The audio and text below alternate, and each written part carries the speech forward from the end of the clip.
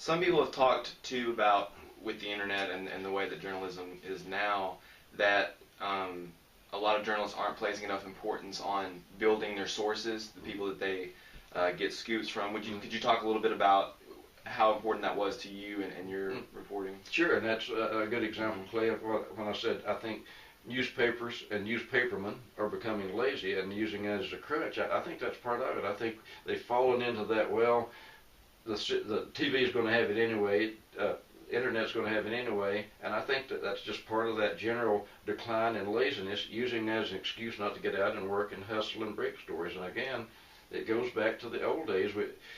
Newspapers got away from what made newspapers fun in the old days, breaking stories, giving people something new to read. In the old days, again, old days being back in the 60s and early 70s, people would walk down the street and they would glance at the newsstand, the Banner rack or the Tennessean rack, and there'd be a big headline, mayor to resign tomorrow. They'd stop, be digging in their pockets to get change, to get those papers out and read them, and people were flipping through the papers. And in the bigger northern cities, you've seen those stories, you've seen television accounts or images of people sitting on subways and walking down the street, and all of them have newspapers in their lap. You know, some of those great stories of a shot down a subway with 200 or 300 people, and they're all sitting there with their newspaper reading it, and you don't see that anymore because there's nothing to read. They saw it on their television news that morning before they left home, or they clicked it on their iPods or their computers or whatever. But again, I still think it's lazy. I think if newspapers would get back to the fundamentals, go out and, like you said, reporters mine their sources, get some good sources, break some stories, develop and break stories before the other news outlets get them. I think you could still give people an excuse to start reading the newspaper. If there's news in there that people are interested in, people will still read the newspaper. I'm convinced of that. When you think back again at some of the stories that you covered, what do you think maybe one of your greatest ethical kind of dilemmas with about publishing something or not, or covering a story? There's several. One, I guess, sort of a disappointing story. I met Mickey Mantle once. I was sent out to interview Mickey Mantle. He was the great baseball player, of course, all the time, great. And as a kid growing up in the country, I'd kind of idolized Mickey Mantle. His face was on the box of Wheaties when I'd eat breakfast, and he's every kid's hero, every little boy's hero, Mickey Mantle. He came into Nashville to play at a pro celebrity golf tournament, and I was sent out to the airport to meet him, do an interview, and come back and write a story. And when Mickey came into the hospitality room, he was so drunk he could barely stand up, and he was slurring his words, and every other word was some kind of profanity, and it was just heartbreaking. It's for a kid who'd idolized Mickey Mantle to see him in that state, and that sort of, do I go back and write that? How the state that Mickey Mantle's in, and it was a tough call, and I didn't. I managed to get enough out of him for an interview about how his knees were feeling at the time, and went back and kind of filled in around everything, but I didn't report the state that Mickey Mantle was in. It was just heartbreaking.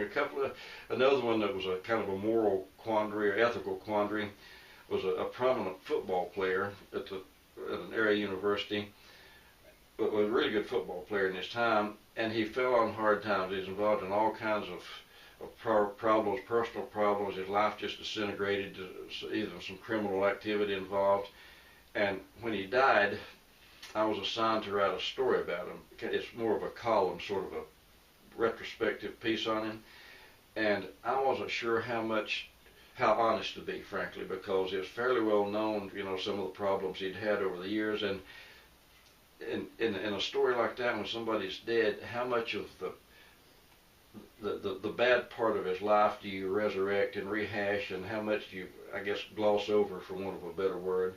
I ended up some kind of in between. It was basically, he was a good person, a great athlete at one time, and at some point his life took a dark turn, and there were some awfully grim times ahead. And I did weave some of that in the story, and I don't know, Clay, if to this day whether I regret it or not. It was an honest story. There wasn't anything made up or manufactured or exaggerated, but I'm still not sure that because I think it hurt maybe his parents and his grandparents, and he was estranged from his family, and they knew all the dark sides. But it's still, that's one of those tough calls, how honest should you be when you're reporting something about somebody's dark side, after they're gone.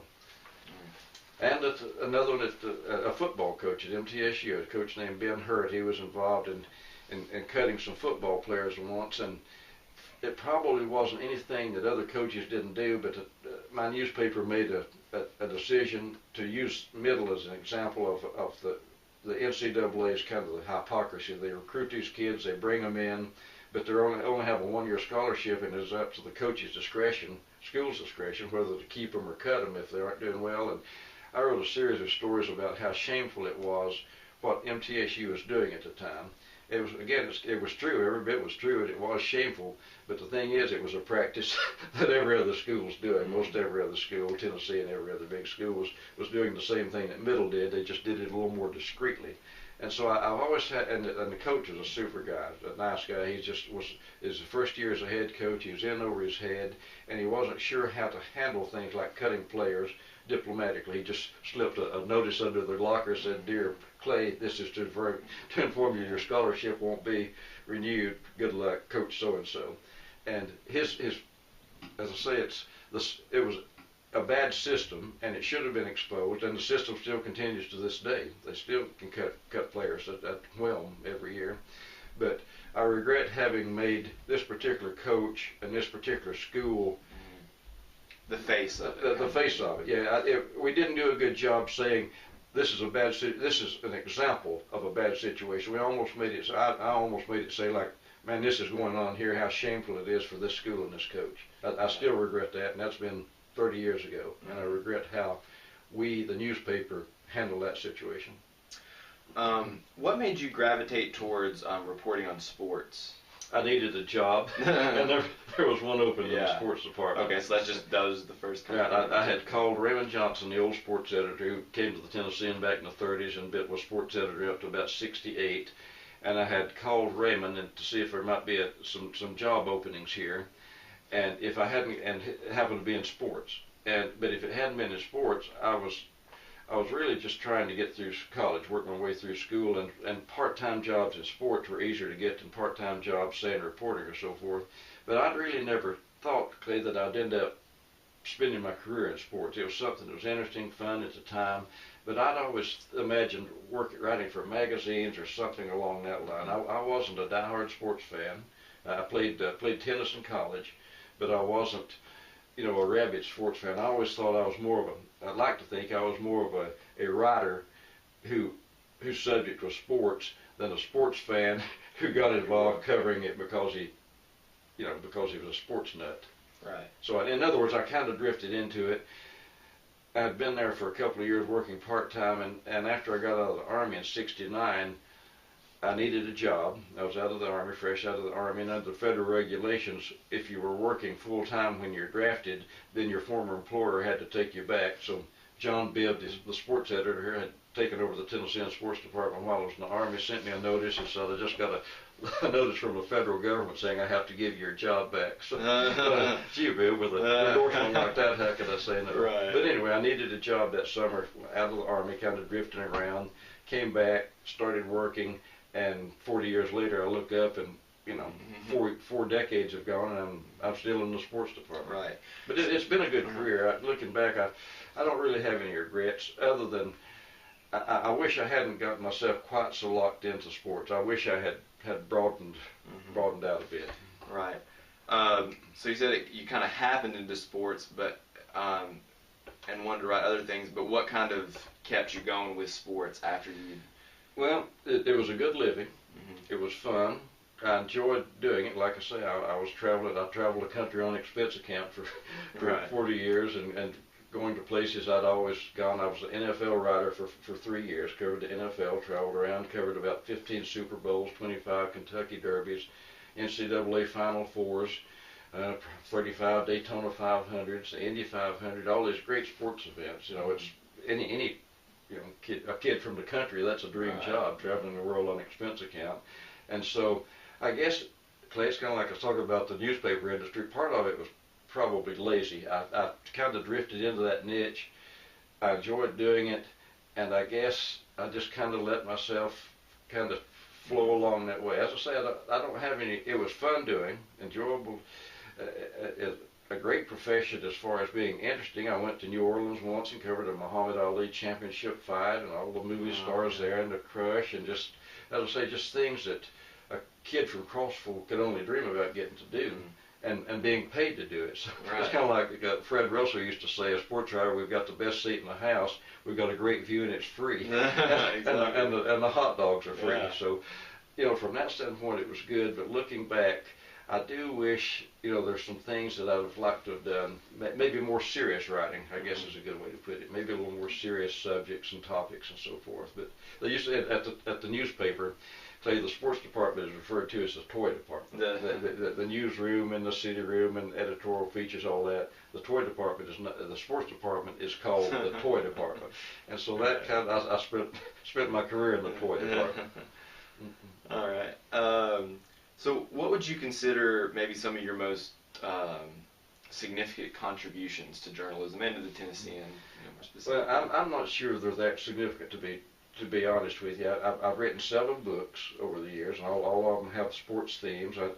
I guess, and this is not Tennessean related. My favorite book is a book, Chucky Mullins. It's about a football player at Ole Miss who was paralyzed in a football game with Vanderbilt, lived about 18 months and died of his injuries, and it's sort of the angle was he was a black football player from a poor home, just dirt poor, and managed to use his football skills to get a scholarship and was working his way through school, and then his life ended, in a football game, and how the community, the state of Mississippi and the community of Oxford, Mississippi rallied around him and embraced a black football player whom not too many more years ago couldn't have even been admitted to school. You remember you're too young to remember, of course, the civil rights and the National Guard having to be called into Mississippi to get a black students into the University of Mississippi, and it transcended sports. It's kind of like a cultural thing, how things had changed so much in Oxford, Mississippi, the state of Mississippi in general. That I was really proud of that story, and NBC bought the movie rights to it, and at one point was going to produce a movie, and it just kind of fizzled out. I don't know what happened to it, but that's still hanging out there. It still might be done at some point. It's kind of a timeless story, and I was really proud of the Chucky Mullins series of stories, and the book that we got out of it. As far as that, I'm not sure that there are any real serious stories. Now, of course, in sports, our serious stories come up on a regular basis. One was the death of Dale Earnhardt, the great NASCAR driver at Daytona in February of 2001. I was at Daytona, as usual, covering the 500 and when Earnhardt was killed. And I'd gotten pretty close to Earnhardt. In those days, the sports writers and the drivers kind of hung out together, and I'd known Earnhardt for probably 25 years or more, and a pretty good friend. So, again, that's the dark side of stock car racing. I have lost some friends in it. That was a tough story to write about Earnhardt that day, as it's a tough story to write about any good friend who dies. But to see one die, a grim situation like that makes it even worse. It's almost like a battlefield death, when a race car driver dies. But off the top of my head, and then I told you a story about Mickey Mantle. There are a few instances like that where the person that you thought you knew didn't turn out to be quite the same person when you got to meet him or her in the flesh. Some of those, but again, it's not those, Clay, aren't exclusive to newspapermen, I guess. I mean, we see those going through life. There's disappointments.